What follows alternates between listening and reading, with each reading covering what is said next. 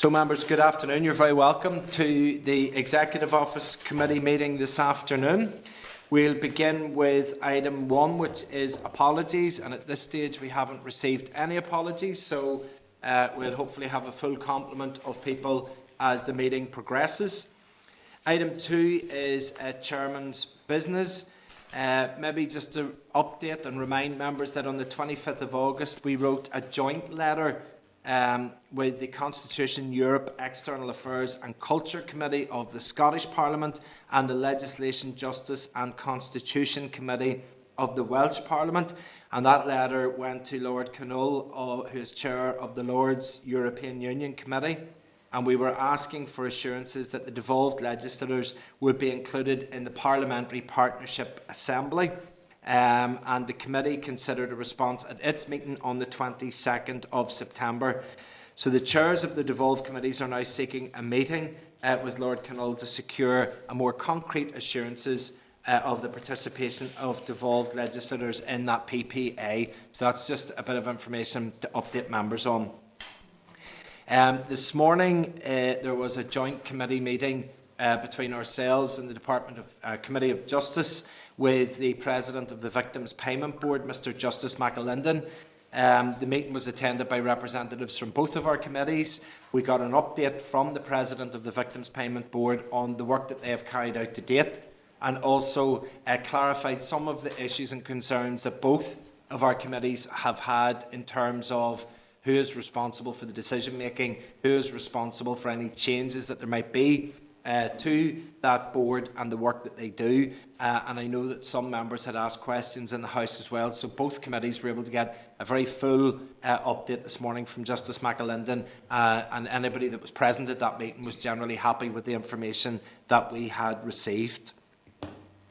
Members, the Truth Recovery Design Panel reported on the mother and baby homes issue, and that was launched yesterday. They made a series of recommendations, one of which was that there should be a public inquiry into the matter to try and find some redress for those that were in those institutions and affected by those institutions. I'm going to suggest to members that we invite the panel to come to us and give us a presentation on their findings.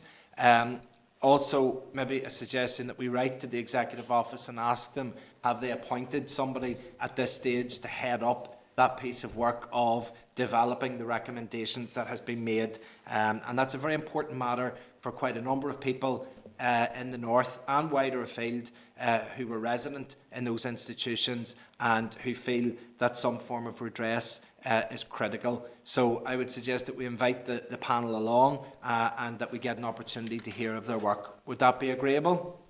Agreed, yeah. Okay. I'm conscious that we just have a series of notes that people cannot hear us.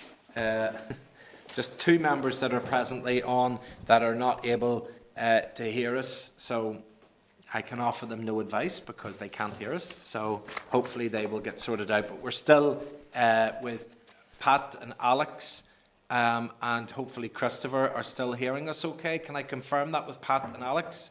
Yes, I can hear okay. Perfectly well. Okay, so we have... Okay, so that's still 6 of us, which means that we're still quorate. Okay. Members, it's timely that later we will be receiving a presentation from the Victims and Survivors Commission because I want to respond to remarks that were made by the Minister of State, Conor Burns, this morning, who said that the British government are willing to listen to alternative proposals to their disgraceful command paper, which they published back in July on the legacy issue. Now, the fact that the Minister would say that we have not exactly greeted these proposals warmly, I think only emphasises the disdain with which the Tory government continue to show to us. And it also just shows us how detached they are. Essentially, he wants there to be some sort of consensus among the parties here and that they would be willing to listen to that. Well, Stormont House Agreement took a considerable amount of time to prepare. I think that it would be fair to say that whilst not all parties signed up to that, that there's a good 95% of that the parties can agree to, and yet there is not a single party that agrees with the proposals that have come from the Tory government. So my recommendation to Conor Burns is that he wipes the dust off the Stormont House Agreement document that he has in his office, gives it a good read, and then comes back to us and has a conversation at that stage. But hopefully we'll be able to flesh out some of those whenever we have the conversation with the Victims and Survivors Commission after. Chair, Yeah, come on ahead there, Pat. could I just those views? Thank you. Okay. Yeah, thank you. Also, I heard this morning that the Grand Opera House will reopen again tonight, and I know that pantomime season doesn't start for another month or two, but we were certainly treated to a little bit of a preview last week from the junior ministers on their presentation about the flags report. Now, during the course of that, Junior Minister Middleton said that if we're all on the same page, I am happy to suggest that the report be published within the next week. So we're here a week later. I have not seen any report being published, so I can only assume that the executive are not on the same page about this, or that its contents are so earth-shattering that they need to withhold it. But this is turning into a bit of a farce. I think that the public are recognising that. I think the public are able to make their determinations from the report last week as to where they think the blockages are or are not. But I think it's fair to say that along with the public, my patients are certainly worn out with this, but we do have the First and Deputy First Minister presenting to us next week. So we'll maybe give an extension of 7 days to that suggestion last week, and hopefully we'll be able to see next week if that report will eventually be published or get some explanation for that. Chair, can I come up? Okay, can I go Trevor in the room, then Christopher, then Pat? So Trevor? Chair, I'm interested to hear that comment from the junior minister. It actually contradicts what his own boss says, the First Minister, who answered questions recently and didn't give any kind of timescale. In fact, there was a stonewall approach to it. I'm glad they're coming next week. We can maybe ask them directly, but you know, a week to say it was going to be published within a week sounds quite ridiculous, you know, in the circumstances. Okay, we can go to Christopher online. It would be ridiculous if that is what Gary Middleton had said. Actually, it's not. He said that if there was agreement, they could be published within a week. It's therefore evident there's not agreement. So I don't really know what the purpose of publishing a report that there's no executive office agreement about, what that would actually achieve. Because if it's not agreed in the executive office, if it's not agreed between the two parties that occupy that office, then it's dead in the water. So there's really no point in publishing a report that's not going to be enacted. And I think what Gary Middleton was saying last week, in fact, it's clear what he was saying last week, was if there was agreement, it would be published. I think the inference is clear enough in terms of what the actual state of play is at the present time. Okay, thank you, Christopher. We'll go to Pat. Thank you, Chair. I would have to say I tend to disagree with your portrayal of the evidence last week as being like a pantomime. I thought it was quite refreshing in terms of the honesty and transparency that came out, particularly from Junior Minister Kearney. And we have been saying here now for a number of months that the blockage is not the executive office, the blockage is the DUP. And I think we have to be absolutely crystal clear about that. The DUP are the party responsible for holding up this report, no one else. And I know it fits into the narrative of some other parties that they want to handcuff Sinn Féin and the DUP together. This particular blockage is the responsibility of the DUP. Sinn Féin. Thank you for that, Pat. Well, as has been said, we'll hopefully get that clarified next week whenever the First and Deputy First Minister are here. They are both in charge of the department. Let's hope that they're able to clarify, because that was certainly a clear perspective from Sinn Féin last week, but wasn't shared by the DUP. So that will give us certainly a line of investigation for next week to get clarity on this for the public. We'll move on to item 4, which is matters arising. On the 29th of September, the committee agreed to hear evidence from stakeholders from the travel industry to hear about their experiences with the Travel Agents Coronavirus Financial Assistance Scheme. Maybe just to remind members that the majority of the financial assistance that was provided to many sectors as a result of coronavirus went via the Department for Economy and the Department of Finance, but this one issue for the travel agents came via the Executive Office, so therefore it is something that we have a direct connection to. On page 14 of the meeting pack, there is a list of potential stakeholders that are from the travel industry who have been in contact with us, and I am going to make the suggestion that we meet with them, the stakeholders that are listed, and that we do it similar to the, if members will remember, we discussed the High Street Task Force where we had a number of people that presented to us for a number of minutes each, and then we were able to ask questions at the end of the process. I think it's fair enough to say that the travel agents are facing a fairly unique impact as a result of COVID, and that they were given recognition of their unique status because of the Executive Office's response by setting up a scheme for them, and that therefore if we listen to a stakeholder group just to find out how they're getting on and if they have any further requirements, and that may be something that we're able to make representations to the Executive Office for. So are members happy enough with the list of stakeholders, or is there any others that they feel should be on that list? Chair, it looks a bit tight for time, the whole thing, and I notice there's 4 different individual travel agents there. Maybe they could combine their presentation in some way and jointly, and give us 10 minutes instead of 20, and it would leave a bit more time for questions, and also a bit more time perhaps for ABTA and the association. For each, so it'll be okay. Okay, I suppose the point he's making is there's some of them, I know some of them maybe look like they're individual, but they maybe have a dozen or more outlets, whereas some of the headquarter bodies maybe only have a dozen that are part of them, so they may look like they're one, but I think the point you're making as well, that if we could try and aggregate some of the smaller to come together so that we aren't pushed for time, is maybe what... Well, there's at least 3 of them there. I know we're countrywide travel agent, that's fine, but anyway, I'm not anticipating what they're going to say, but they may well all be making the same points because they have the same difficulties. Okay. I think the point you're making is about maximising the opportunity to ask questions as opposed to being dealing with requests. So if we could take that on board, that would be very useful. Okay, members, then maybe just to double check at this stage before we move to the next item, how maybe Emma and John are getting on. Can you hear us there, Emma, John? Yes, Chair, I can hear you, although it keeps kicking me out twice now, saying I have to update my Windows and reinstall Windows 10. God knows how long that'll take. So fingers crossed it keeps going again.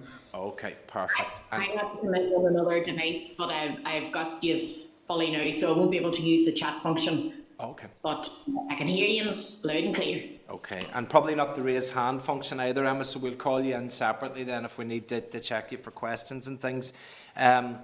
I'm just going to clarify as well, under the minutes, can I just check if we could get the minutes approved? Anybody were happy enough to approve the minutes from last week? I wasn't there, Chair. Okay. Nobody's... Happy to approve it, Chair. Okay, that's grand. Okay. So we move on then to item 5, which is the Commission for Victims and Survivors. It's an oral briefing. Members, there is information on pages 16 to 78 of the meeting pack, and I'd like to take the opportunity to welcome to the meeting Dr. Andrew Sloan, who is the Chief Executive of the Commission, to Dr. Katie Radford, who is the Acting Head of Research and Policy, and to Mary Moorland, who is a member of the Victim and Survivors Forum. You're very welcome to today's meeting. The meeting, as ever, has been recorded by Hansard, and that we are being broadcast live at the moment, just to update you on that. Thank you very much for your attendance here today. What we will just do as normal is maybe to pass over to yourselves to give us a bit of an update on where you are and how you're getting on with things, and then afterwards we will open up then for some questioning from the members. If you're happy enough with that, I could pass over maybe to yourself, Andrew, to begin. No problem. Hopefully you can hear me okay. Yes, indeed, yes. Okay. Thank you, Chair, and thank you for the opportunity to present to the committee this afternoon I'm Andrew Sloan, Chief Executive at the Commission for Victims and Survivors. And as you said, I'm accompanied today by Mary Morlan, a member of the Forum, and Dr. Katie Radford, who is our Head of Research and Policy Development. The Commission last gave evidence to the committee in March 2020.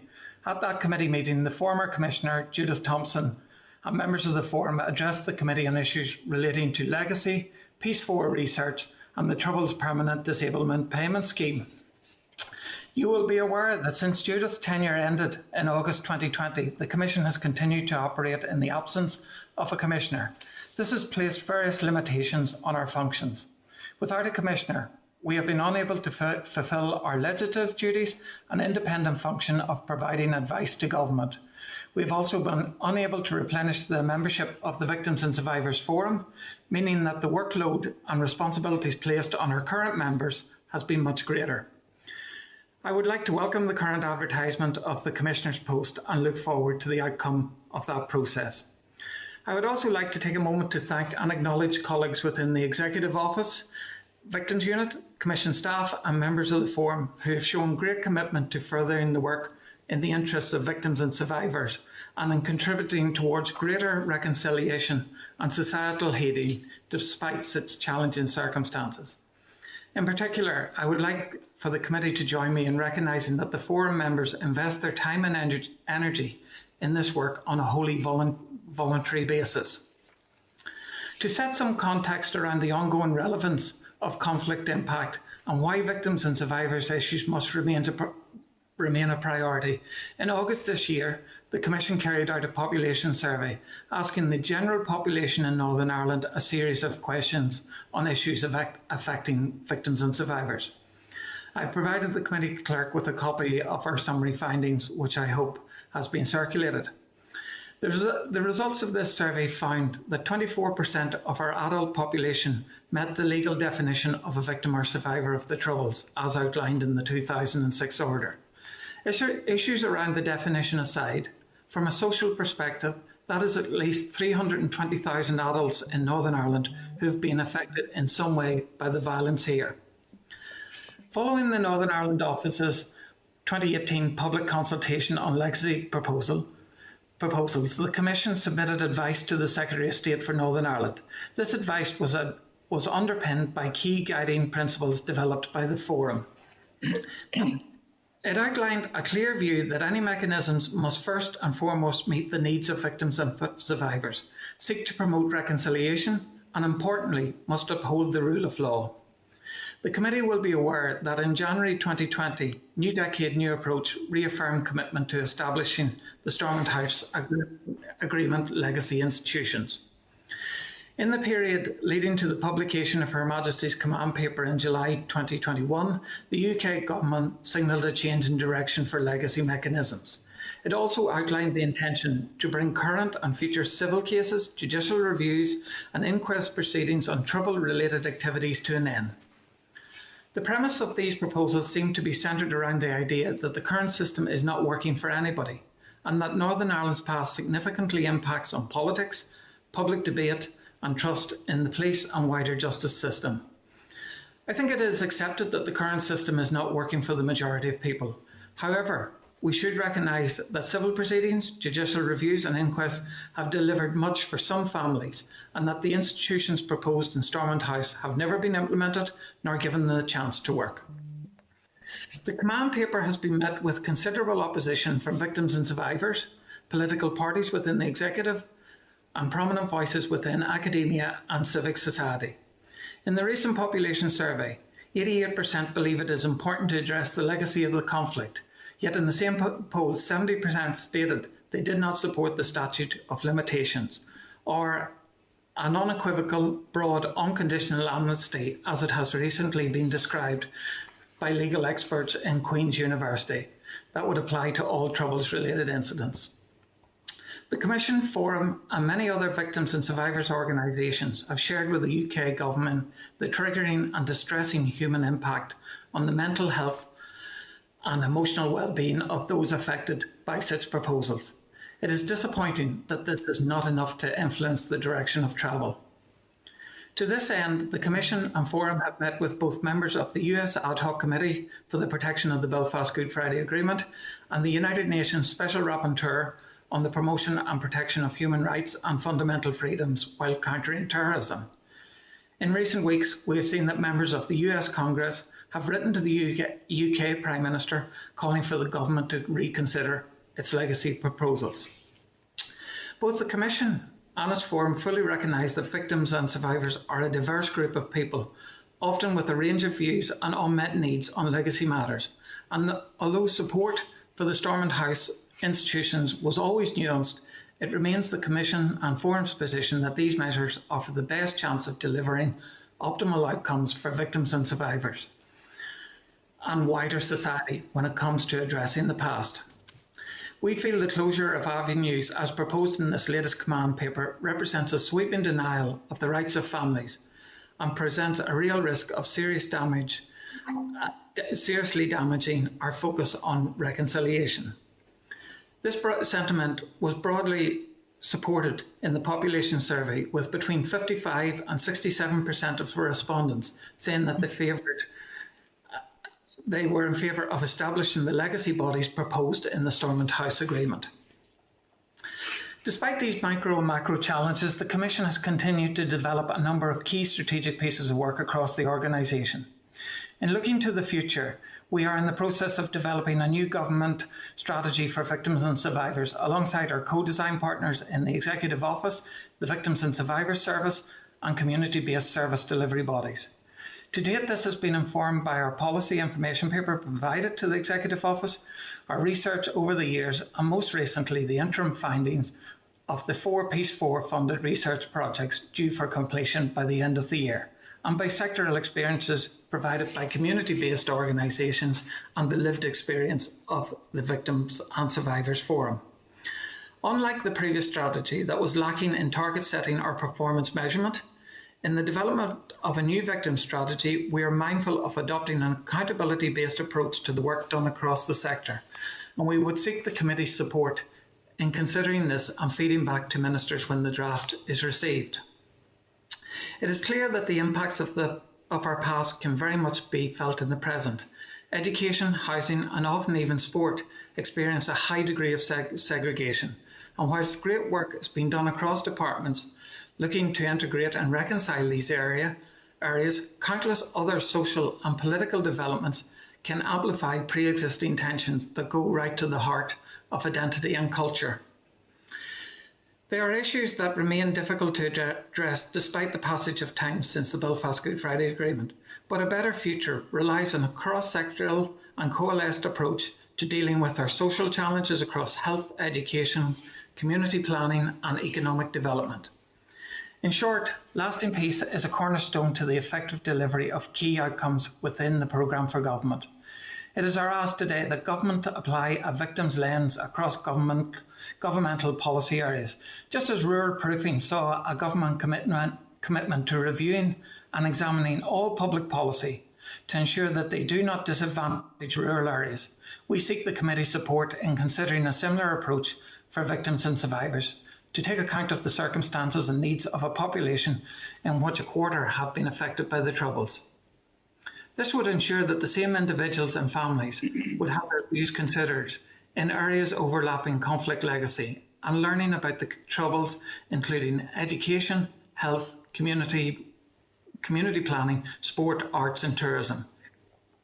It is worth mentioning and recognising that of the 24% of people meeting the legal definition of a victim, many will choose not to self-identify as a victim, the reasons of which are varied. Some find the public debate of victims' issues to be harmful at a personal and societal level. Others were previously unaware that they met the legal definition until it was presented to them. And others still do not wish to be labelled or put in a box based on a particular experience in their life. To date, much of the work within what is known as the victim sector has centred around truth, justice, health and well-being, and it is vital that this work continues in these areas. But there is a piece of the puzzle missing, and that is building towards a better future. To our mind, that is that is the empowerment of victims and survivors in the pursuit of reconciliation and societal healing from a policy perspective. This would not only complement and enhance the work of a new Commissioner and the delivery of a new strategy for victims and survivors, but a coordinated approach can optimise the use of public money by collaborating on areas of overlap. There is a strong overlap between high levels of mental ill health and poverty in areas most impacted by the past. Social isolation of victims and survivors living in rural communities further compounds these experiences. Responses to the population survey revealed that 21% of adults in Northern Ireland said that their mental health has been affected by a conflict-related incident. Of this figure, 44% said that they continue to be affected to the present day. Significant resources to address the mental health legacy of the conflict have gone into providing treatment and support across the health service and funded community partners throughout the lifetime of the current strategy. In 2021, over 2,500 individuals accessed a range of trauma-focused psychological therapies through community-based service providers. Across this critically important line of service delivery, the Victims and Survivors Service have indicated that approximately 60% of service users reported a clinically reliable improvement in their psychological well-being. This is an encouraging outcome, which is potentially life-changing for an individual whose mental health has been negatively impacted by their experience of the Troubles. However, we recognise that further work is required to ensure more victims and their families are accessing treatment and support which achieves an improvement in their psychological well-being. We welcome the recent announcement from the Health Minister on the allocation of $8.7 million in funding to community organisations providing mental health service, and echo his sentiments that too many people in our society struggle with being mentally unwell and find it difficult to access the help and support they need when they need it. Indeed, as the recent population survey indicates, a significant proportion of adults in Northern Ireland continue to live with the psychological consequences of the Troubles. The Commission has been a long-standing advocate for the creation of a dedicated regional trauma network by which regional specialist trauma services could be accessed by victims and survivors of the Troubles. It is regrettable that 6 years after the commitment was made to establish a world-leading mental trauma service for Northern Ireland, that would be a fitting legacy to those who have suffered during the Troubles, it remains uncertain when the service will become operational. We do acknowledge that the delays to this service are in part linked to the considerable pressures upon the health and social care system as a result of the COVID-19 pandemic and of some significant concerns raised in connection with the regional trauma network's proposed service delivery model. From a societal point of view, we need to ensure that services are in place to bring people to the greatest degree of well-being possible. It is also crucial that this is considered alongside the outworkings of investigations or truth recovery processes, which can often compound pre-existing trauma. When we speak of the transgenerational impact of the Troubles, it is worth recognising the disparity in educational attainment in areas affected by violence, which directly impacts opportunities later in life, including employabilities. These are issues that impact the work and outcome delivery objectives of other departments, including health, education, finance, economy and infrastructure. Segregated education also remains a barrier to a reconciled society. Despite a recent attitudinal survey committed by the Integrated Education Fund finding that 71% of the Northern Ireland population believes integrated education should be the primary model, only 68% of schools in Northern Ireland hold integrated status, the majority of these being primary schools. Some suggestions made during the field research of our Peace 4 funded transgenerational research project support the view that learning from the past is in the best interest of shaping a better future when questions around education was put to our recent survey respondents. 43% felt learning about Northern Ireland's past should be compulsory across primary and secondary schooling here. Victims and survivors have an important voice to lend to the conversation around integration and the importance of shared learning, whether through formal education or education through arts and tourism. They have a profound and direct experience of how divisions can nurture fear or lack of understanding from those from different backgrounds, experiences, or from different walks of life. Good relations and social change are at the heart of a better future, and we all have a role to play in creating and promoting cultural shifts towards reconciliation. This involves including victims and survivors and shared learning and thinking in areas that may have been previously overlooked. In the context of community planning and development, victims and survivors have much to contribute to conversations around how public spaces can be reimagined to make them more accessible and inclusive to those affected by the past. Through empowering victims and survivors in conversations around the exhibition and display of culturally and historically significant materials such as commemorative events and plaques, memorials, murals, how history is taught in school, or other potential trauma reminders or triggers, we can promote best practice in educating on our past in a way that is not damaging to victims or survivors or the fabric of our society. In doing so, we can begin to reduce the transgenerational transference of trauma. In closing, continually building towards broader reconciliation is in all of our interests. We must be mindful that in healing our past, we are also actively inclusive of other backgrounds, ethnicities and cultures. In promoting Northern Ireland, strategic investment and regeneration are heavily reliant on prolonged and sustainable peace. So too is incentivising our young people to see a worthwhile future with the best standard of living available to them. Learning from those who have direct lived experience of the harm and suffering caused by conflict is key to minimising the risk of a return to violence. We seek the committee's support to advance our work both interdepartmentally and across parties on a number of areas pertinent to victims and survivors, but also to the broader reconciliation of our society. Thank you for your time. If you don't mind, I'll ask Mary and Katie to take a moment to introduce themselves. Thank you, Andrew. I, as you know, am representing the Victims and Survivors Forum. My husband and I both served in the Ulster Defence Regiment, and he was murdered by the IRA on the 16th of December 1988 as he was going about his day job, leaving me a widow with our two young children, then aged 10 and 12. Like all members of the Forum, I am determined that our society does not return to the troubles. As we approach the end of 2021, we are still debating the legacy institutions. I am sure few would disagree that the Stormont House Agreement institutions were not perfect, but if we continue to wait for perfect, nothing will ever happen. At the minute, they remain the best way forward to meet the varying needs of all victims and survivors, and should be implemented with haste and, of course, resourced properly. Our politicians continue to shy away from dealing with the past. We have been without a commissioner for victims and survivors for over a year now. This is incomparable to any other commissioner-led body and effectively silences the voices of victims and survivors. Those who advocate drawing a line under the Troubles, or it being the best way to help Northern Ireland move further along the road to reconciliation, do not understand that grief and pain are not time-bound.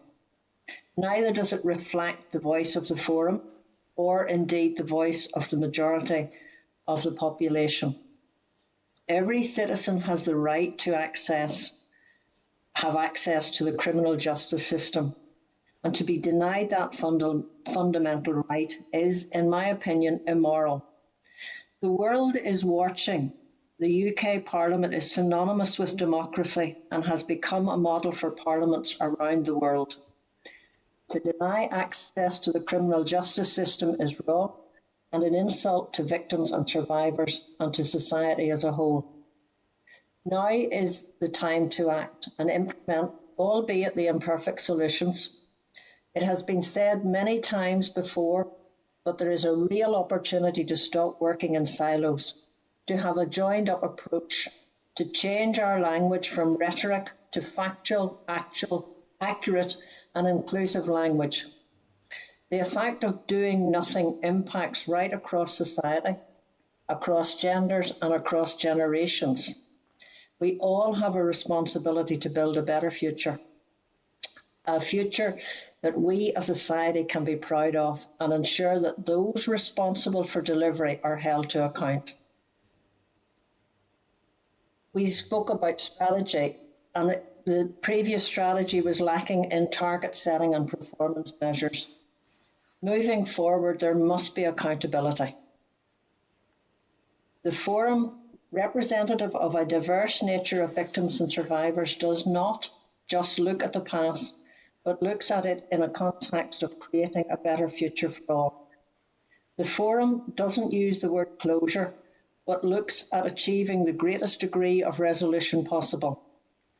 The forum is trying to make sure that the conditions that existed to enable conflict to happen are not recreated. Thank you, Katie. Thank you, Mary. Good afternoon. My name is Katie Radford, and by way of introduction to the Commission's research and policy development work, I'd like to reiterate that the extended team applies a victim-centred and a trauma-informed approach to all of our engagements. We undertake qualitative and quantitative research that, whenever possible, has been co-designed or steered by victims and survivors in 3 key areas: to address the legacy of the past, to advance access at services based on defined need, and to build for a better and shared future. It's not surprising that these 3 areas more than often overlap. And having spent my childhood and adolescence during the 60s and 70s in Belfast, my personal as well as my professional experiences have been profoundly shaped by that period, and now focus on the point at which each of these 3 areas does intersect. Namely, that intersection can and should, where possible, become a point of resilience building and of post-traumatic growth, to provide our society with the architecture and tools to ensure that future generations do not bear the scars and burdens of the past, but can carry their own culture, identity and heritage with pride and learn to recognise the value and worth of others. Our work in the Commission can be a map for victims and survivors to move forward if they can, and if they can, to then be supported to model a valued and leadership role in enabling society to do the same. I began working with victims and survivors in the year 2000 on the oral history project Bear in Mind for Cram Tree. The title of that work was taken from John Hewitt's poem, An Elegy, Not a Manifesto. The Commission recognised that the arts are both cathartic and educational, and increasingly draws on the work of our many artists, poets and performers to interpret or illustrate the findings of our research. And we do so because it ensures that as wide a range of people as possible can access and respond to the findings of rigorous academic research, which can also then be used to feed into policy development and how our visitors view us, the message we send to others as well as to ourselves. You've had sight of an example of that with the House project, which we undertook with the Northern Ireland Housing Executive and the Big Telly Theatre Company up in Coleraine. And this showcased at Failean Phobal and Eastside Arts Festivals at the same time. It took research quotations from research undertaken by or on behalf of the Commission and quite literally decorated the walls, furniture and soft furnishings of 2 Northern Ireland Housing Executive properties and enabled visitors to the properties to experience a piece of immersive theatre that dealt with legacy and service delivery needs to address issues such as addiction, education, the transference of family traumas, trust, isolation, mental well-being, and the complexities of juggling competing domestic and gendered expectations. We found that of the 200 visitors to the experience over 4 days, many, though technically victims under the legislation, hadn't engaged with service provision. And building on this work, we will continue our existing partnerships with the Housing Executive and further explore within a shared education framework with Queen's and with St Mary's University College how an augmented reality version could be piloted in schools and teacher training modules. For the Commission research doesn't mean monitoring and evaluation services alone, but rather it's to encourage ethical and hard conversations that create discourse about the issues that Andrew and Mary have both raised. Finally, I'd like to revisit the point made earlier by Andrew and respectfully reinforce that the Executive Office Committee members are in a unique position to play a significant role in taking forward his suggestion from the Commission, namely that as with the Department Race Equality Champions, the establishment of departmental champions will go a considerable way to ensure that those who are most impacted by what is euphemistically referred to as the troubles or conflict remain a priority in policy development and accountability.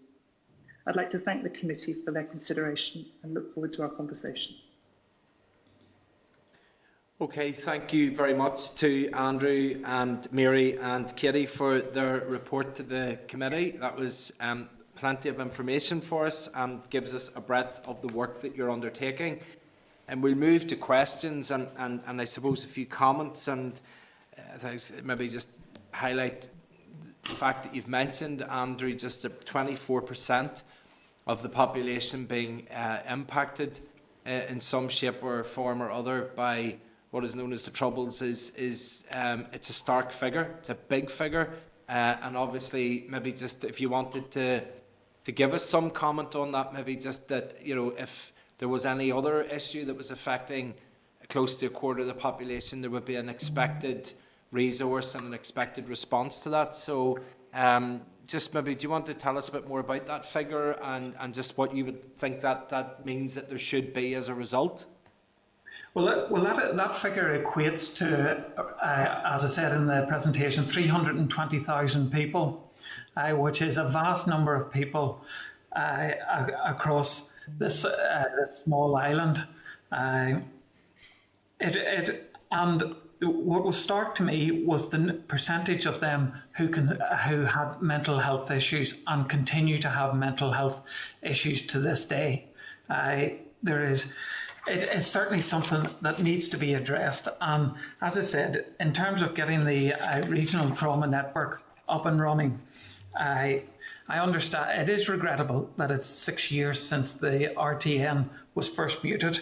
And I understand from engagements with the Department of Health that officials are working with the stakeholders to advise the Minister.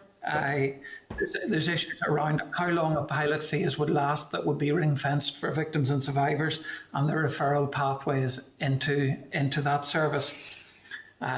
So just to say that, in terms of some of the other statistics, I'm going to pass over to Katie, who will be able to take you through some of the other figures within the report.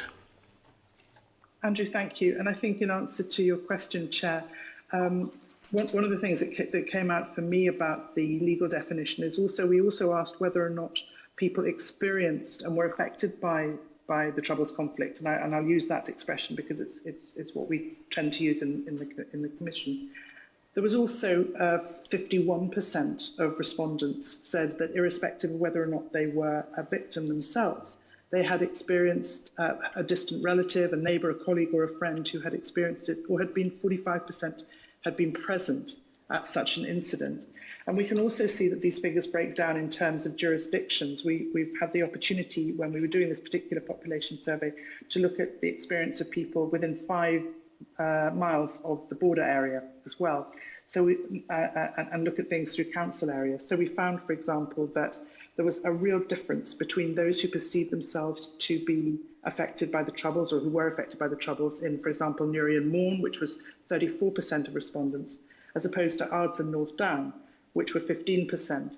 And so that begs for us the question, why do some people perceive themselves or consider themselves to be victims and survivors, and others choose not to have themselves recognised as such? And we know, for example, from talking with the Veterans Commissioner Danny Kinahan here, talking with service providers in GB and in the Republic of Ireland, that there are a range of different responses that people will have. So as a good researcher will always say, it leads us to need to do more research, and we need that support in order to be able to conduct that. Okay. Andrew, can I ask you just about the fact that there hasn't been a commissioner for over a year at this stage, and whilst it was very welcome to see the advertisements in the paper last week, you know, that's the beginning of a process, and obviously it's going to require advertisement. There's going to be applications, shortlisting, interviews, appointment, and then eventually somebody taking up the post. That in reality, for such a post, we're probably looking into the new year before that appointment will be taken up. I mean, what have been the day-to-day impact upon the Commission in terms of not having that commissioner? Where you mentioned that the advice to government has been missing, the membership of the forum hasn't been taken up, and legislative duties that haven't been undertaken. But what would be the day-to-day ramifications of those tasks not being able to be carried out?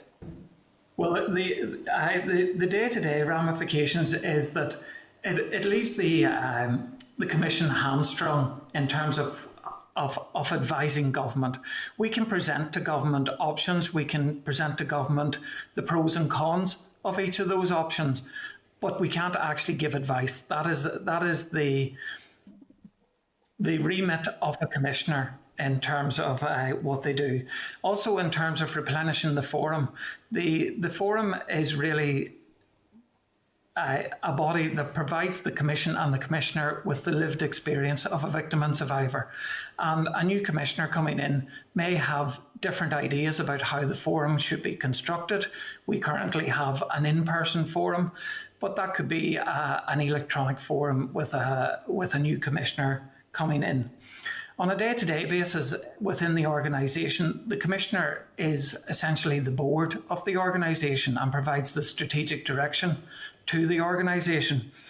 Without that board person in place, and the Commissioner is a corporate soul, one of the few organisations within the public sector that holds that status, it presents real difficulties in terms of knowing what direction that the organisation should be researching in. So, for example, we have a research strategy, but if there was a Commissioner in post, they would have their ideas about the areas and priorities that should be focused on.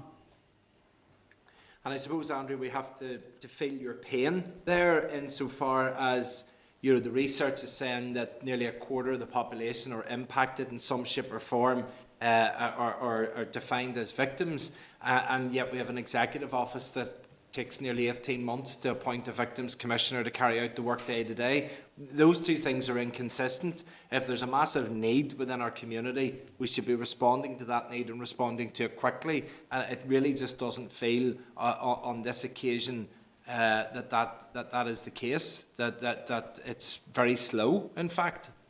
Yeah, well, we would encourage the Executive Office to complete the process as soon as it possibly can and ensure that a new Commissioner is appointed as soon as possible. And I do agree with you in terms of the period of time it'll take from the advert going out.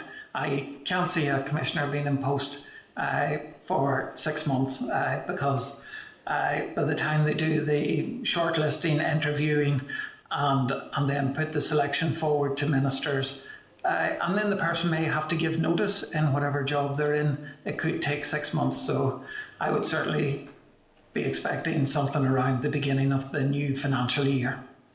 Okay, being I suppose cognizant of roles and jobs, etc., maybe if I could direct the next question maybe to Mary, because I'll appreciate, Andrew, maybe you may not want to comment necessarily on this on the record, but Mary, from the forum perspective, I mean, it feels like the Tory government has just, ripped up a substantial number of years' work that has, painfully been undertaken to try and bring as many of the political parties and communities together in trying to find some sort of resolution for the legacy issue and trying to find the appropriate ways of addressing that. I mean, how do you feel about what has taken place over the summer and even again today, hearing one of the Ministers of State in the Northern Ireland office saying that they're open to suggestions after what has been a long time and a lot of work. But are you frustrated by that? I think the forum is frustrated. I think the lack of a commissioner has meant there's a vacuum. We haven't, as Andrew has stated, we haven't had the opportunity to replenish membership, so bring on different voices. And that is, I would say, the priority, to ensure that a commissioner is appointed as soon as possible. It is frustrating that nothing has happened. As I said in my opening address, Stormont House is not perfect. You have 70% from the population survey wanting or not wanting, rather, the statute of limitations. From the population survey, you have all the institutions, the majority of the population wanting the institutions established. So it is frustration. And yes, it's wrong. I think it was 2019. I mean, Andrew could tell you better, but there was probably about 40 recommendations made, the Commission made, that needed to be considered in a report.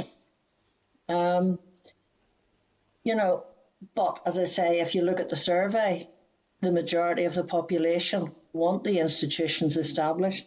You spoke about Conor Burns listening to proposals. He's welcome to listen to proposals. I would suggest that I can speak for the forum, and he can come and speak to us at any time, and we will, speak to us, listen to us, because we probably represent the most representative body of the variety of victims and survivors. You know, not all victims and survivors access services. That doesn't mean that they don't want their voices heard. And I think we need politicians, especially the executive, First and Deputy First Minister, need to listen to us, stop the rhetoric, and get on with implementing the proposals. And while imperfect, it is better than nothing.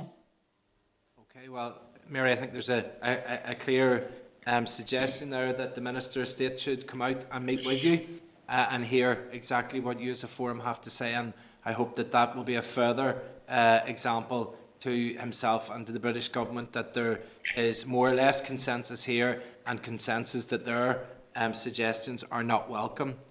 Andrew, I'm going to ask just two more questions on behalf of John Stewart. John is the Vice Chair and normally goes second with questions, but unfortunately technical problems have bumped him off the system today, and he just wanted to ask if you could detail the practical help that you provide to victims and survivors, and do you feel that the Commission gets buy-in from the full spectrum of victims across the North, or if you think that there are any gaps in the victims groups that don't get buy-in. So if you were able to give us an answer to those, John, would appreciate them. Well, I suppose in terms of victims and survivors, the groups have about 14 to 15,000 members, and from our survey, we know that that number is probably around 340,000, albeit that many victims and survivors don't want to identify as victims. So in terms of getting buy-in, yes, there is issues around the definition of a victim that we have to work with, but we have to work within that definition. And we do try our best to ensure that all victims and survivors are represented in terms of our engagements and taking views from those victims and survivors and incorporating their opinions into the any policy advice that we would give to government.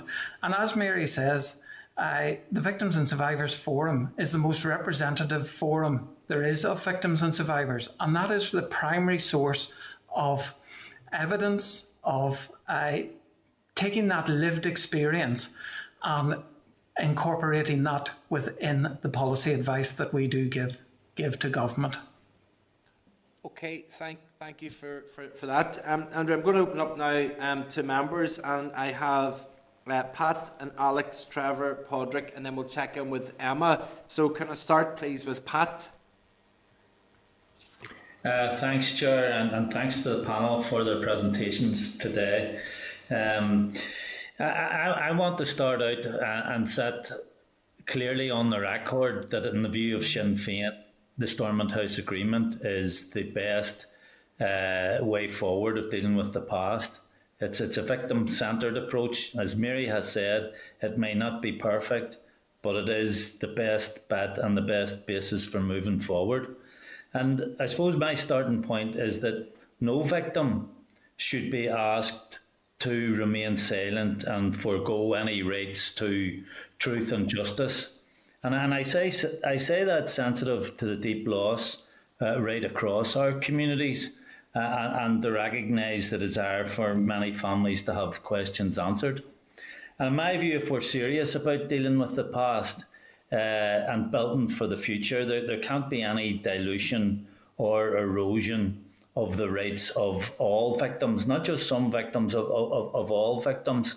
So I suppose the context for our discussion today is the British government's command paper, its proposals on an amnesty for its own state forces.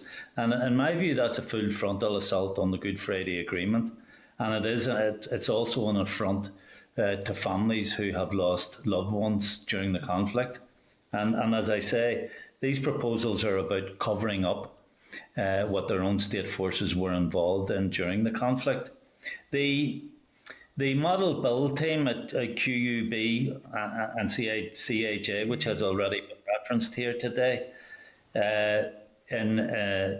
suggests that in comparison to other amnesties internationally, this proposal from the British government offers the broadest level of impunity of any others they have studied throughout the world. They've described it as Pinochet plus. So I want to ask then, what is the view of the Victims' Forum? Is the Forum in favour of an amnesty and statute of limitations? Are they in favour of ending all legal remedies, such as inquests, public inquiries, civil actions, judicial reviews, and so on? So I'll ask that for now, and I'll come back with another supplementary question after that. Thank you. I'll pass that one over to Pat, or over to Mary, if that's okay, Pat. Sure. I could categorically state that the Forum is totally opposed to the proposed statute of limitations, the amnesty. From my perspective, as I said at the beginning, I served in the Ulster Defence Regiment, and I'm extremely proud to have served in that regiment. 99.9% of the armed forces served with honour, dignity and integrity. But the statute of limitations doesn't only affect veterans and what has been described as a witch hunt. Should I want an investigation into my husband's murder, because nobody has been convicted for his murder, the proposals effectively denies me that. And as you know, as a veteran and a widow. So the Forum believe that, like 70% of the population in the study, that it's wrong, and it shouldn't be implemented. I think it's probably one of the things that Northern Ireland as a society as a whole can agree on, for once. Okay, thanks for that, Mary, and that's really crystal clear, I suppose. And yeah, the other question I wanted to ask you was in relation to the jointly convened Irish-British legacy process. Can you offer a view on this particular process and whether they believe it's capable of delivering for victims? Thank you. Is that to me again? Whoever wants to respond. Well, I'm not going to offer a view on something I'm not up to speed on, so no, I'll hand it over to either Katie or after. I'm afraid I'm not up to speed on it, Pat. Okay. Did I get the short straw, Pat? Looks like it, Katie. Okay, Katie, can you give an answer to that, or are you... So really, I think, forgive me, I think given that the Commission hasn't got a position on it, it would be unwise for me to do that without first referring to the Forum. The Forum, as you know, are our first go-to place in terms of what we do comment on publicly. So forgive me, I'm going to stay still on that. Okay. All right. Oh, Fair enough. Thanks for that. Thank you, Chair. okay, thanks, Pat. Okay, we'll move on then to Alex, please. Alex Easton for questions. Thank you, Chair. Thank you for your presentation. I'm quite new to the committee, so while I have a vague knowledge of what's been going on, it's quite disappointing to hear about all the delays you've been having in trying to implement things and stuff like that. So you have my sympathy on that. I was quite shocked at some of the stuff that I've heard. Can somebody make a comment on why it's taken the executive so long to appoint a commissioner? That's my first question. Also, could there be comment? I think, Andrew, you mentioned about the trauma services that you're trying to get introduced. What's the issues on those being progressed? Because it's quite shocking to hear that there's 24,000 people who have been impacted by the Troubles, and that's a huge amount of people. And I just feel that those people are being failed, not by you because you're wanting to get this done, but by others from the executive office or wherever, that all these delays are happening. So that worries me. Also, can I ask for a comment on the proposed amnesty that our Prime Minister is doing, which is just totally unacceptable? Would you agree with me that to do that, well, A, it's morally wrong, but B, would just traumatise the victims even more so? That's just unacceptable. And the fourth question is about the education and about the possibility of our young people being taught about the Troubles in the past. Anything that we teach our kids, it needs to be the truth, and it needs to be the truth about the Troubles. And that it was really just a sordid terrorist war, and we do need to be very careful what our young people are taught, because the truth is absolutely vital if that is to ever progress. So that's just my 4 points, if you could maybe. Thank you. Thank you, Mr. Easton. If I deal with the first two of those, and if Mary deals with the amnesty one and Katie deals with the education one, I'll go first. Why has it taken so long? The answer is I don't know why it's taken so long. Certainly, whenever the Commissioner's term came to an end, the Forum were very quick to get a letter to the First and Deputy First Minister to get the process underway as quickly as possible. That process, well, we can see the outworkings of that. The process, it took over a year before the post was advertised. Now, I do believe that the process had been agreed prior to the summer, but it was decided not to advertise it until the autumn time, until the summer period was out of the way. In terms of the trauma service, we are very keen to see this trauma service up and running, as I've said in the opening remarks.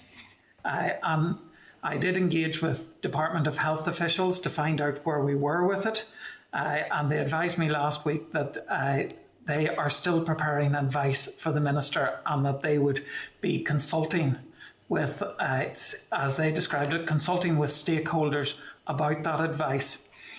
One of the issues there's sort of two issues in terms of the regional trauma network. One is that it is proposed that it will be a dedicated service for a period of time for victims and survivors. And as I understand it, the legal advice that the Department of Health has received is that health service provision cannot be ring-fenced for a section of the population, that it should be open to all. Now, my understanding is that they want to do it as a pilot phase for a period of time that would be wholly available or only available to victims and survivors. The other issue is the referral pathway into it and getting agreement on who can actually refer into any new regional trauma network. There is a number of groups, a small number of groups, who hold the relevant accreditation to allow them to refer into psychological services, and there's also staff within the Victims and Survivors Service. And it's about getting agreement from the Department of Health that those organisations will be allowed to refer into the regional trauma network. But for us, one of the key issues is that GPs must be allowed to refer into any RTN, quite simply because the vast majority of victims and survivors will be engaging with their GP on a regular basis, especially if they have a psychological need. And we think it's absolutely key to ensure that GPs are able to refer into. When I was speaking to the Department of Health officials, they sort of give a time frame of 6 months before that sort of stakeholder engagement that they refer to would be completed. Okay, I'll pass over to Mary on the amnesty question. If I could actually ask Alec to repeat the question, because I dropped out for a moment there. My internet must have fell out. Sorry, Mary. This amnesty idea from the Prime Minister, what he's proposing, it's just totally unacceptable. And I suppose my question was basically, if that goes ahead, is that not really re-traumatizing victims again by doing that? That some of them might never get the opportunity to bring those to account for their actions? I think you're probably not far from the truth there. Not every victim wants people brought to court and prosecuted. What most victims and survivors want is the best possible resolution to enable them to move forward and empower them to move forward.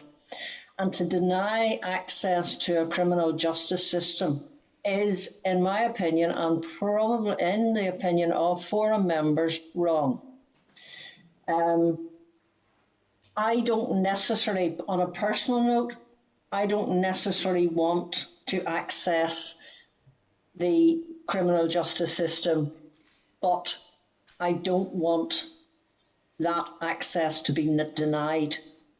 If at a future date new information comes to light, new evidence comes to light, the proposal effectively, as I said, denies me as a veteran and as a widow that right.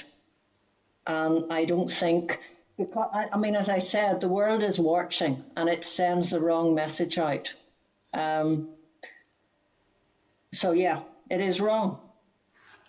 If I just come in there, I think in our engagement with the UN Special Rapporteur, her words were that China and Russia are rubbing their hands with glee when they watch what is going on in the UK in relation to a proposed amnesty in Northern Ireland, because it's something that they have been criticised for many years, and now the UK, who is held out to be one of the best Western democracies, is doing exactly the same thing. Thank you for those comments, and we have to do everything to try and get a bit of sense in our Prime Minister over these issues. I think it's the next question on education. I'm Yes. going to pass over to Katie on that one.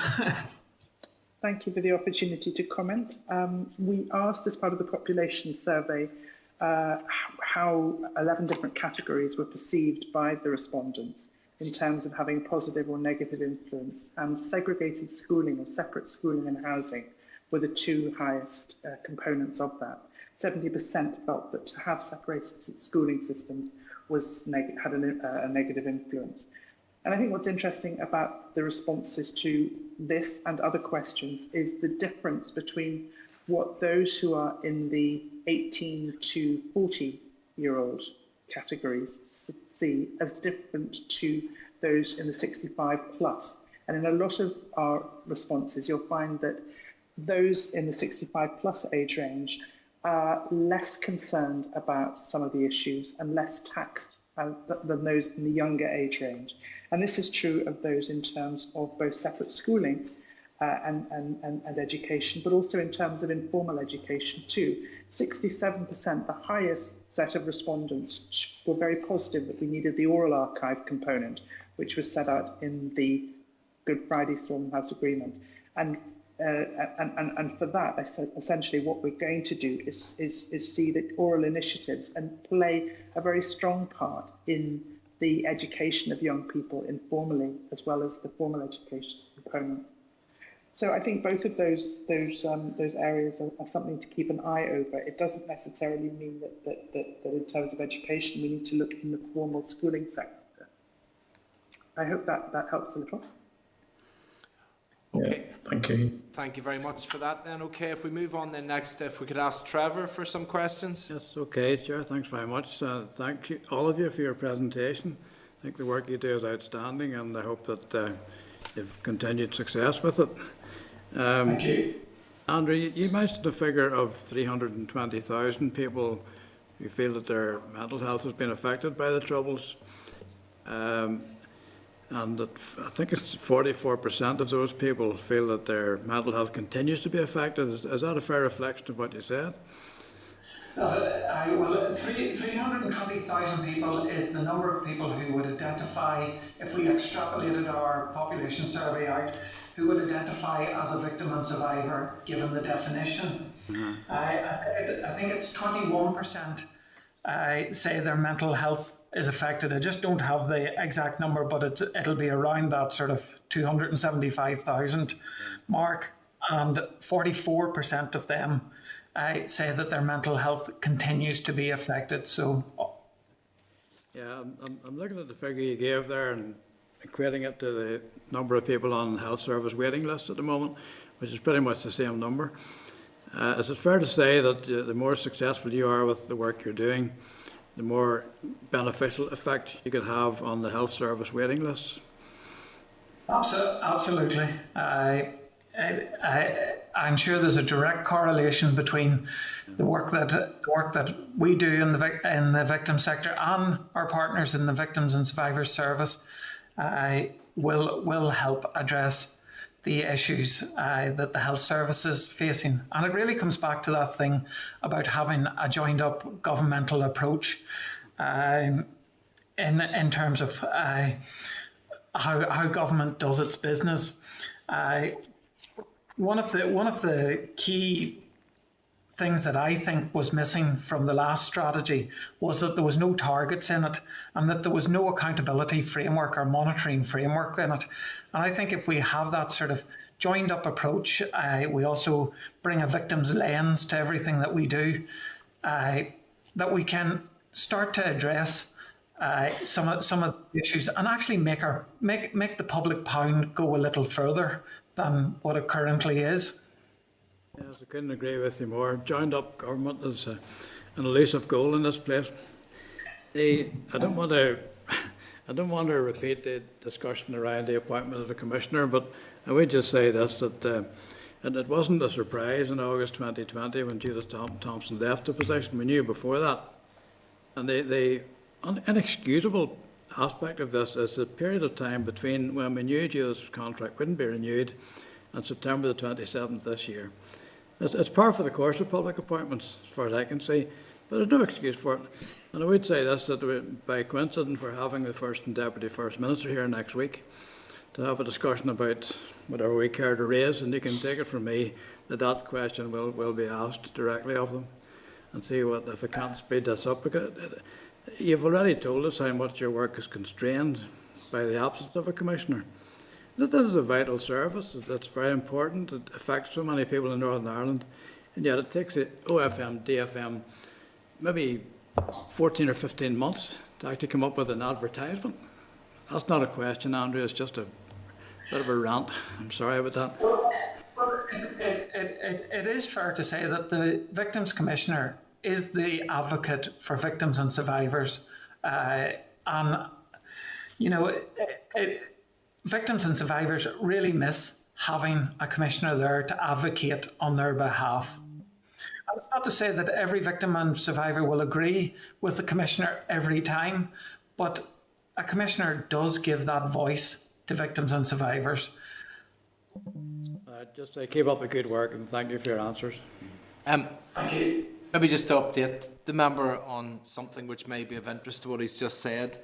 Later in the pack, we have requested that we would receive a written report from the Commissioner for Public Appointments, but they haven't appointed a Commissioner of Public Appointments. So if we've got an office that can't appoint a Commissioner for Public Appointments, one has to wonder, is it really a surprise that they haven't been able to appoint a Commissioner for Victims for nearly a year? So I think we're starting to unearth within the department that there are some issues there which we certainly could flag out and flesh out next week. But we'll move on now to Padraig.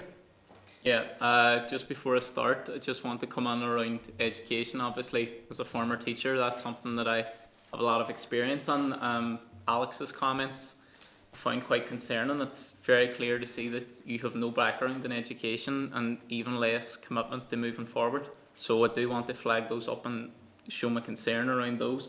Secondly, I think that we're in dangerous territory when we start to suggest that religious education in some way promotes sectarianism.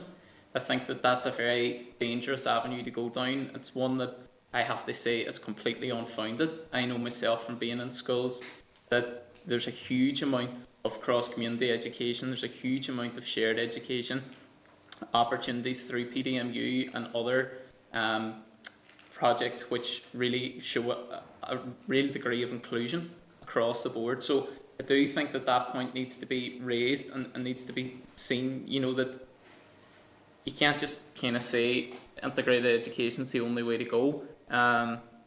And I suppose by doing so, tar any schools that don't follow the integrated education system. So I would just like to flag that up at this point, and then just to move on to my question. In your request to meet the committee, you state that you're working within the context of a greatly reduced victims and survivors forum. So I'm wondering from that why the forum has been greatly reduced, and how does the impact and the quality of victim and survivor engagement, how is that impacted by that? When the original forum was appointed, there was I think there was about 25 members on it. Now, over the course of time, that number has depleted. And what we have to remember is that the forum is a group of volunteers, and it's a group of volunteers who are victims and survivors who have to come and relive their victimhood and relive the trauma every time that they come to a meeting, because they're coming to a meeting of the Victims and Survivors Forum.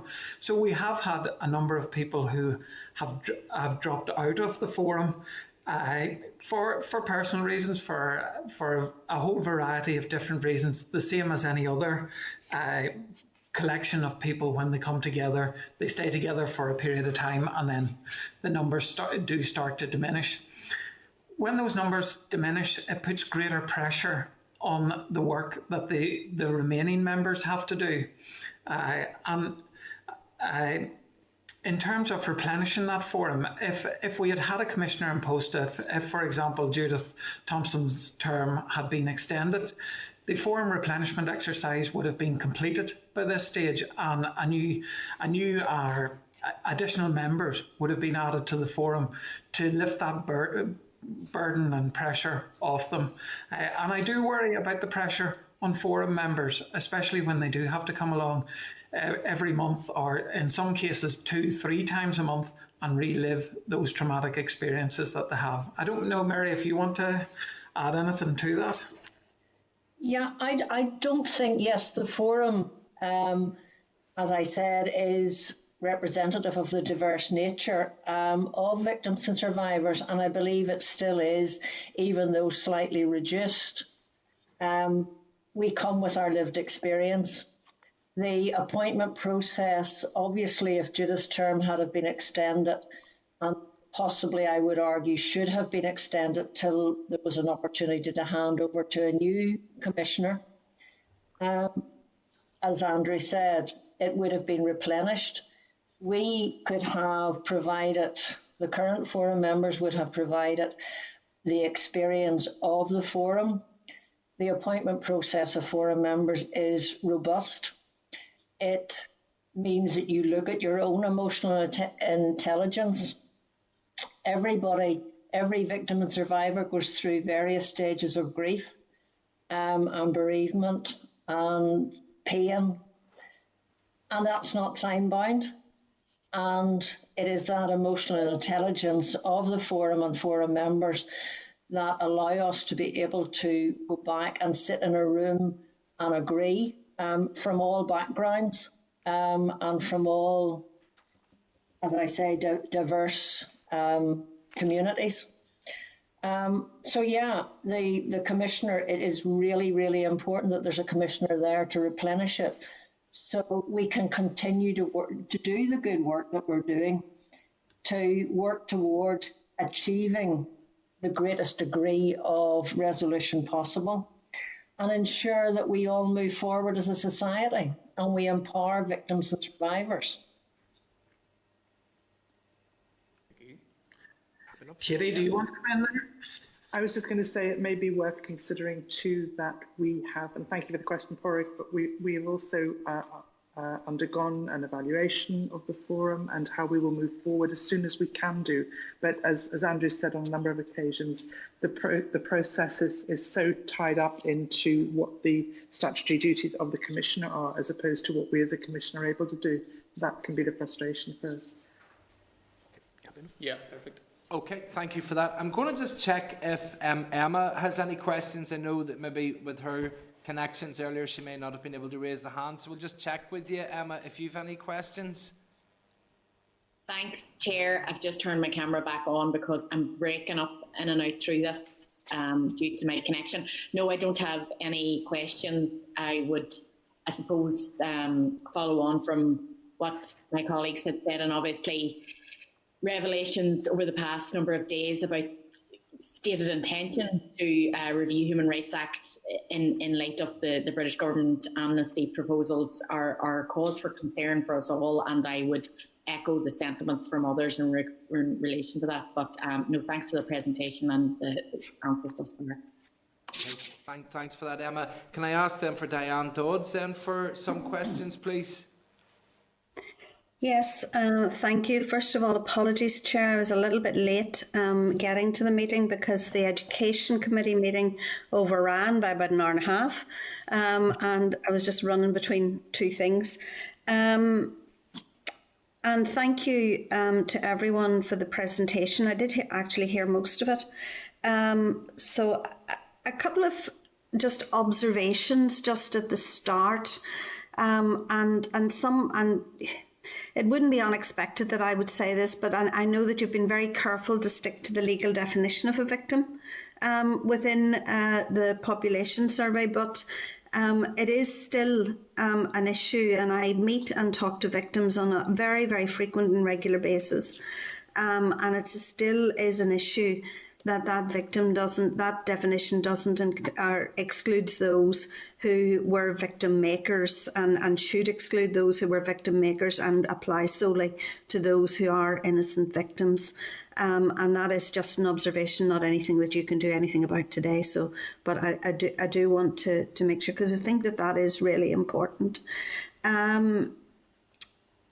I thought that the survey was a really interesting piece of work, and I looked at the question 4.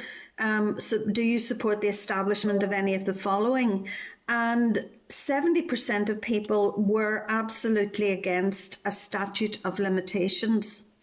Now, last week in the House, I brought forward a motion around this, and the Assembly has already spoken on this previously. This is one of the rare occasions where all 5 major parties in the Assembly actually do speak with one voice against the statute of limitations. I also met last week with the Speaker of the House of Lords, who was talking about reconstituting an informal interparliamentary group, which I think would be really useful, because I do wonder how much politicians actually follow what the Northern Ireland Assembly say if you're in the Lords or the Commons and, you're busy with your affairs in Newcastle or Sunderland or wherever it is. I made him aware that this is something that these legacy proposals would be opposed by all parties in the Assembly. And that this is something that should be reflected at Westminster. I know our MPs will, of course, be reflecting that, but just to set that out on the agenda, I think it's also important to try to disseminate that piece of information as far as possible. I am not, and again, it's an observation, and I will get to a question, Chair, just hold on a minute. I really am, sort of bemused and annoyed, I think, by the fact that Sinn Féin still think that the legacy proposals are about covering up just what state forces did, because 90% of all the deaths in Northern Ireland were done and created and inflicted such pain and misery by terrorist organisations like the Provisional IRA and the assorted groups of loyalist paramilitaries. And I think that is also worth putting on the record on a meeting like this. So, what contact have you had with the Secretary of State, particularly Mary? Thank you for speaking with such grace and dignity today. But what contact have you had with the Secretary of State and even Conor Burns around the legacy proposals that he has made? Andrew could probably tell you the dates and times, but we have met with Brandon Lewis, the Secretary of State. We've also met with the Shadow Secretary of State. I don't recall, I haven't met with Conor Burns. We've had Sorry, Andrew? We've had no contact with Conor Burns whatsoever. I didn't think so. The forum, as I keep saying, we are the most diverse representative forum for victims and survivors, and we will meet with anybody that is willing to speak with us. I know we struggled to get a meeting with the Secretary of State.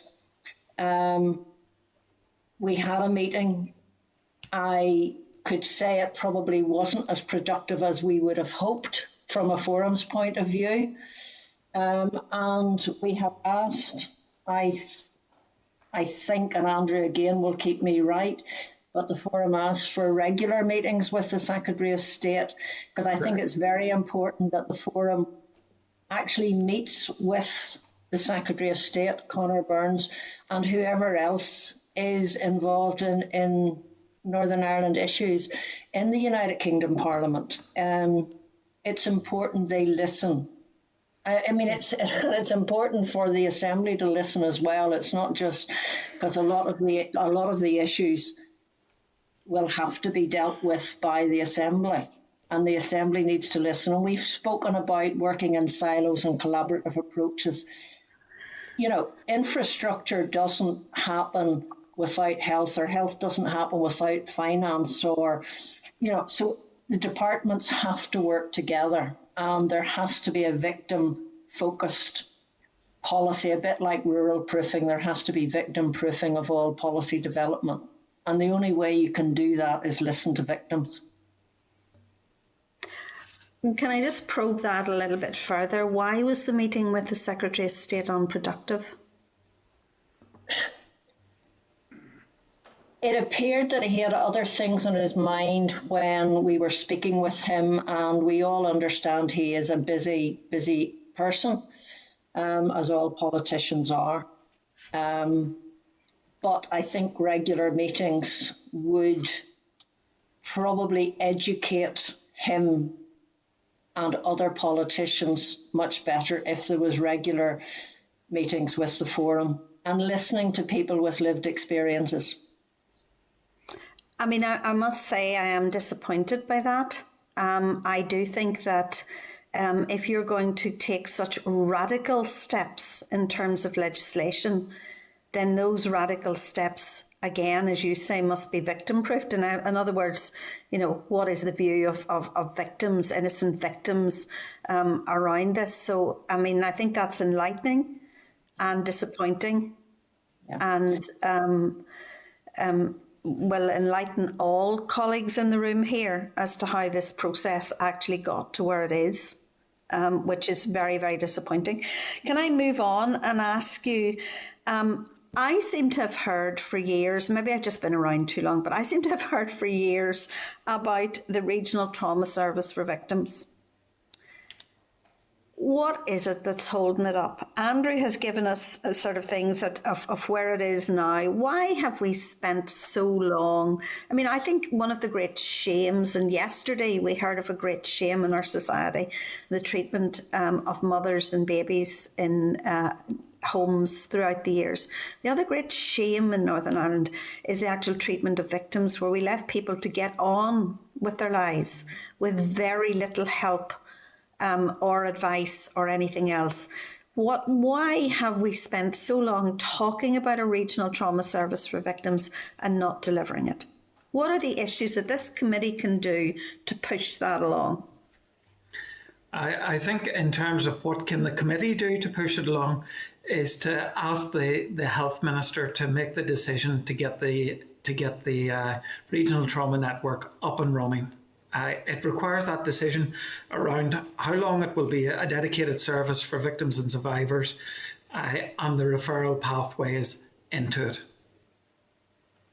And if those two issues, I believe, were resolved quickly, we could move to a situation where the regional trauma network could at least be established and start to work.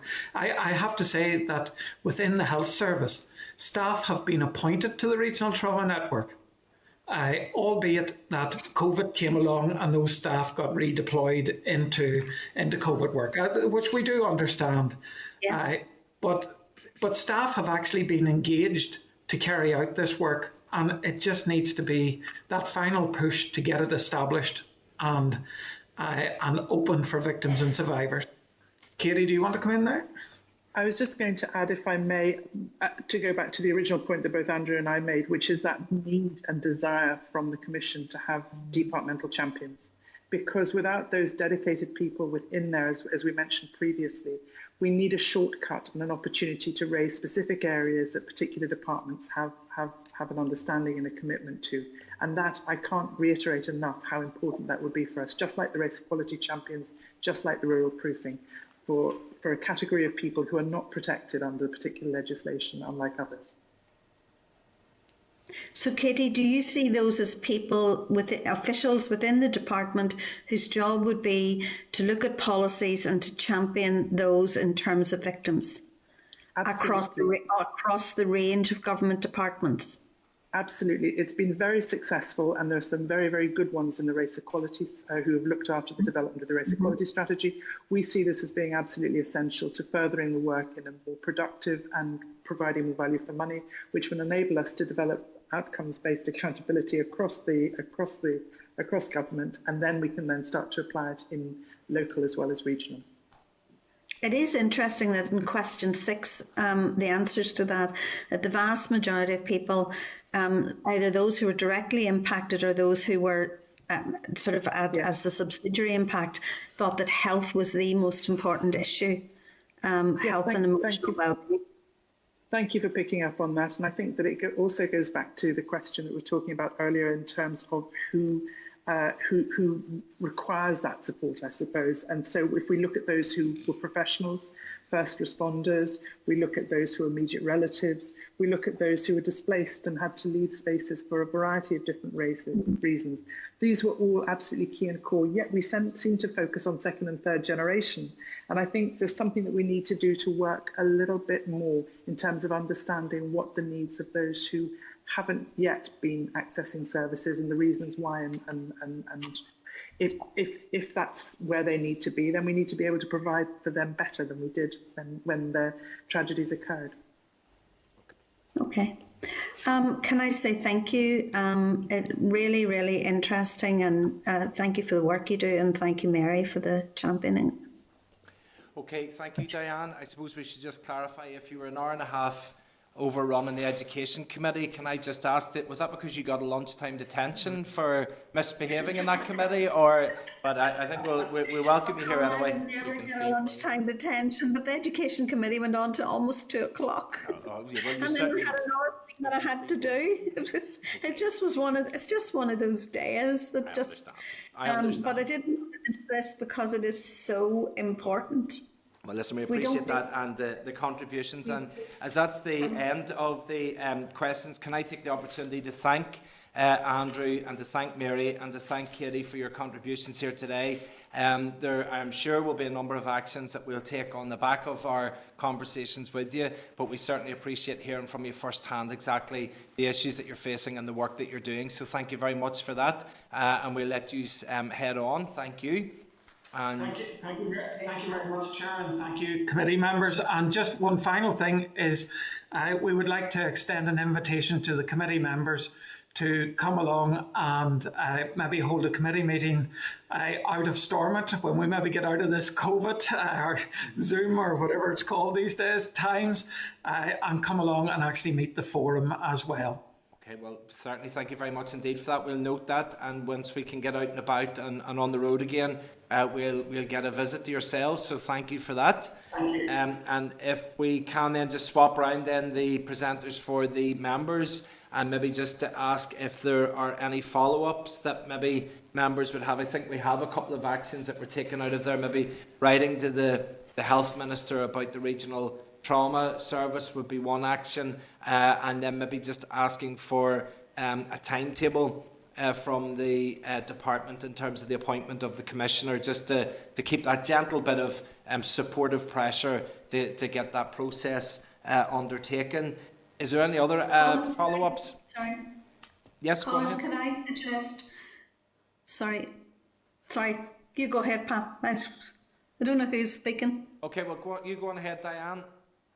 Right, can I suggest we also write to FM and DFM around the issue that Katie brought up of departmental champions for victims? I mean, there are departmental champions for all kinds of things within departments. I mean, I can name you for women, for, all sorts of things. But I never, in the Department for the Economy, came across anyone who looked at things through the lens of a victim. Okay, well, we could ask if that is something that is considered or envisaged, and then based on the response, we could gauge from there. Pat, were you looking to come in there? Yeah, yes, Chair. Sorry, Diane, for cutting across you there. My apology. No, I just wanted to say, I mean, there should be a clear message go out from the committee today, especially in the light of the comments from Conor Burns this morning, that we object and oppose and challenge the amnesty proposals that this British government is intending to bring forward.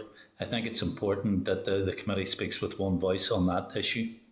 Well, absolutely, and I think we've all parties have rejected that, and I think that all parties would agree that within Stormont House Agreement there is the majority view on the majority of issues. There might be some issues that need ironed out from that, but I don't think that we need to be going back to the drawing board like they have and then come up with something that is totally unacceptable. So if we can get a clear message to Conor on that, it would be appreciated.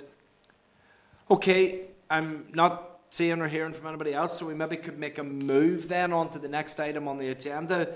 Next is item number 6, which is a written briefing from the Research and Information Service on civic engagement. It's on pages 80 to 98 of the meeting pack. We commissioned this research on the models of participatory policy making with examples from elsewhere compared and contrasted with the Civic Forum. Is there any aspects of the briefing that members wish to raise? Okay, then if we are content, can that written briefing be noted? Okay. Then item 7 is scrutiny of an arm's length bodies.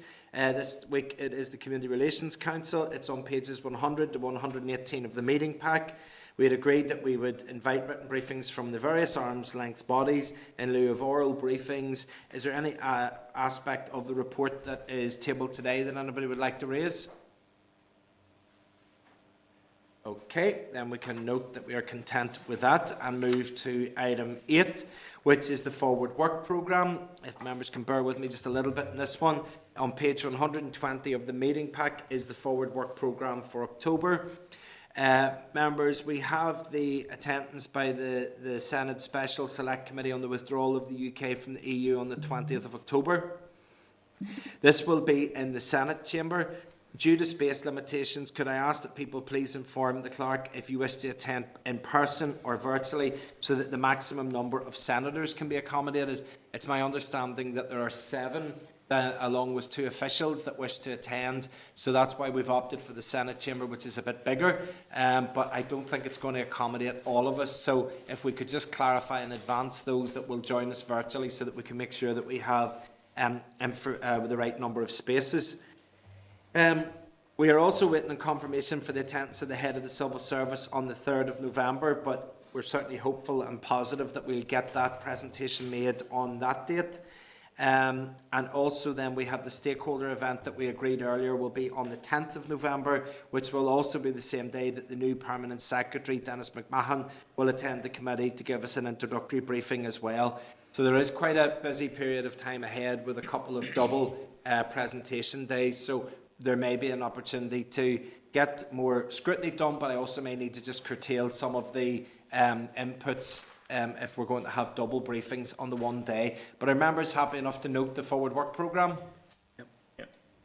Okay, then item 9 is the correspondence. There are 6 items of correspondence on pages 125 to 150 of the meeting pack.